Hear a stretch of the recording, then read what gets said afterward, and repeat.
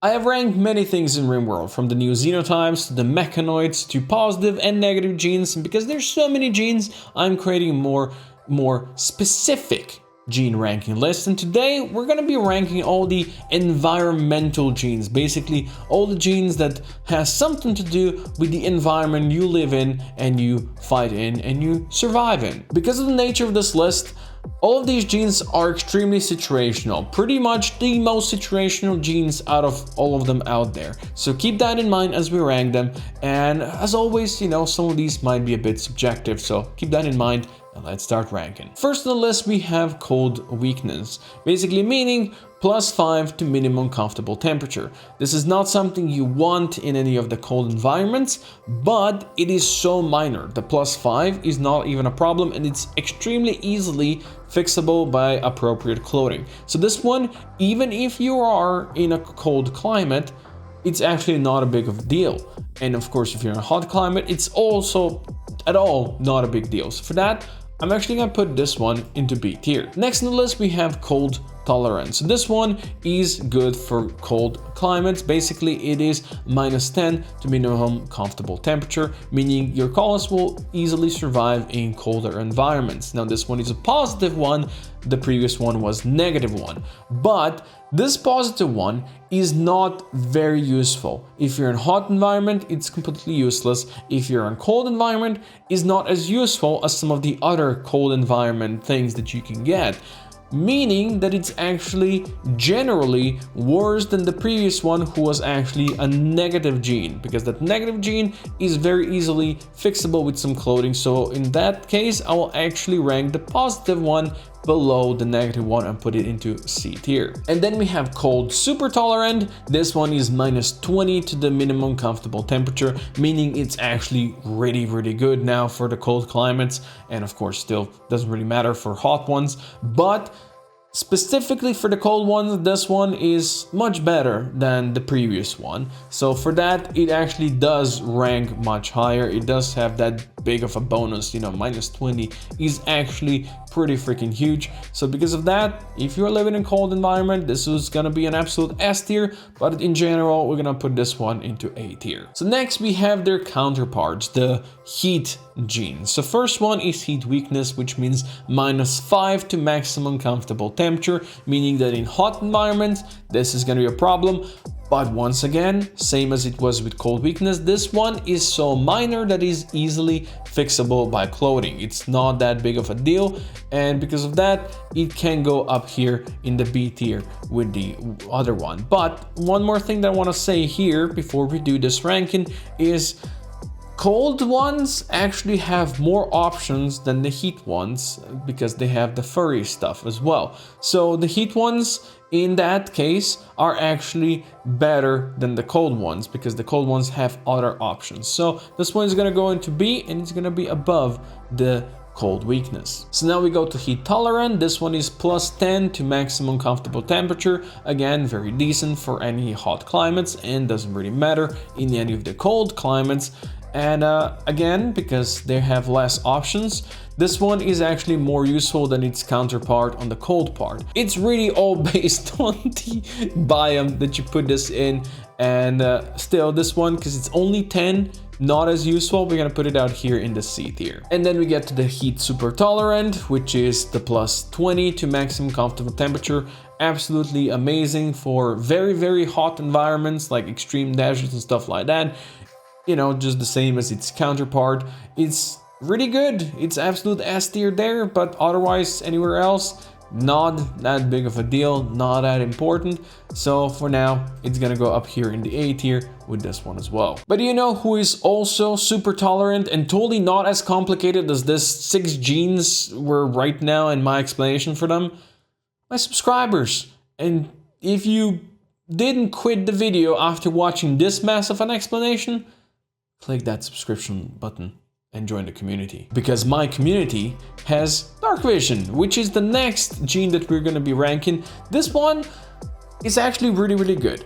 It means that it's gonna remove the debuff for the night vision, the mood debuff, and also the debuff for the work speed penalty, which is actually really good if you have people that are working in the mines, and if you have people that are night owls and they have to spend a lot of time outside, or if you have an attack during the night and you're trying to defend one side of your colony that otherwise might not have lights or something like that, maybe early game where you don't really have everything illuminated yet. It's actually very useful, you know, removing that mood penalty and also removing the debuff for the work speed. Really good. Actually, very nice trait. We're gonna put it up here in the S tier. Next on the list, then we have the first skin. The first skin also has -10 minimum comfortable temperature, so very good for cold environments. Pretty much the same as the cold tolerant, but this one has another benefit to it. It basically removes the naked debuff. So if any part of the body is naked, it removes that debuff, and you know, people will not have the mood debuff. Now the question is, if you really want them naked, my personal opinion is no, you never want them naked, but you know, if you do have them naked, it's not that big of a deal. So because of that, it is better than cold tolerant because it has that extra added thing, and we're gonna put it up here in the B tier. And then we have the furry tail, which is -5 minimum comfortable temperature, just adding to this whole thing. And we did say before, -10 was really not that big of a deal. It's not as important. -5 is really so minor that if it's there, if it's not there, you might really want it if you are going for like a fully frozen ice sheet survival thing, and then you have it. But otherwise, not as useful or as important compared to any of other these. I'm gonna put it down here in the F tier. Next we have mild UV sensitivity. This is also a negative trait. It means that it's -10% movement speed when in the sun, and also -6 mood debuff. Now this one is a negative trait that is extremely easily fixable, because basically you can just put people on night shifts. You can just keep people indoors, so they're not in direct sunlight. You can send people to the mines, so they're underground and just mining over there. It is really not a big deal, and you'll probably never have to deal with this. The only problem would be when maybe they have to go outside to fight a threat.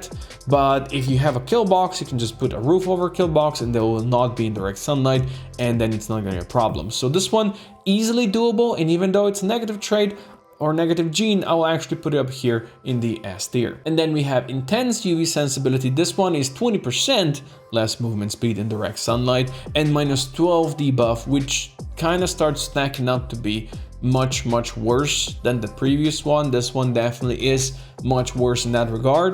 It's, of course, once again, can be prevented by all the things that I said before, but if you need to go and fight in the direct sunlight for any prolonged time, maybe there's a siege and you're trying to break it, maybe there's a cluster or something like that and you need to go throw grenades at it or something like that, then it can be a problem.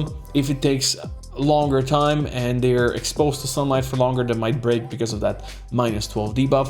So for that, this one is gonna have to go lower, and we gotta put it down here in the B tier. Next we have pollution stimulus. This one basically means that they gain a small buff to their consciousness while they are in any polluted terrain, meaning that all their skills are gonna be better. They're gonna be higher because, you know, their senses are tingling or they're higher or something like that, which is good. But again, very situational because pollution is not everywhere, you know? It's an environmental thing, but it's not something that exists everywhere. So unless you pollute your whole map like I did in my series to, you know, get benefit from this, or if you're raiding somebody that has that, it's not that very useful. But, you know, compared to some of these other environmental genes, I will actually rank this high, even though in my combat ranking, I rank this one lower because, you know, compared to other combat things, it wasn't that big of a deal. But here it actually is. It's very useful, and I'm gonna actually put it up here in the A tier. Then we go to toxic immunity. First thing, we have partial antitoxic lungs, meaning that your colonists are gonna be immune to toxic fallout, to pollution and environmental stuff like that. They will not be immune to any acid attacks or acid buildup, like straight attacks from poison weapons or something like that. So because of that, they're not as good as their counterparts that we're gonna get to later. You know, they still offer some protection, but even if they live in completely polluted land, they do not offer full immunity, and because of that, they just are not as good. So for that, I'm gonna put this down here in the C tier. Then we have the total antitoxic lungs, which means they are fully immune to pollution, toxic fallout and stuff like that, which is very useful. I've been using that in my other colony because I just didn't have any other options, and it was working nicely. But of course, they're not immune to any acid attacks and acid buildups through weapon attacks, which, you know, can be a bit of a problem if you're facing enemies that might have that.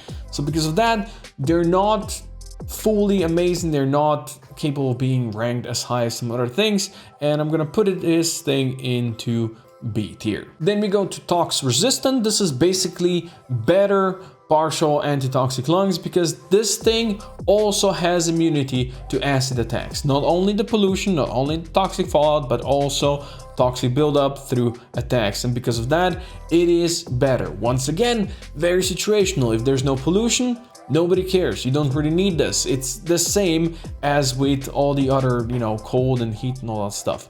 And because this is still partial, it's not that good. It's still better than the partial antitoxic lungs, you know, because it's just tox resistance. But next we have tox immunity.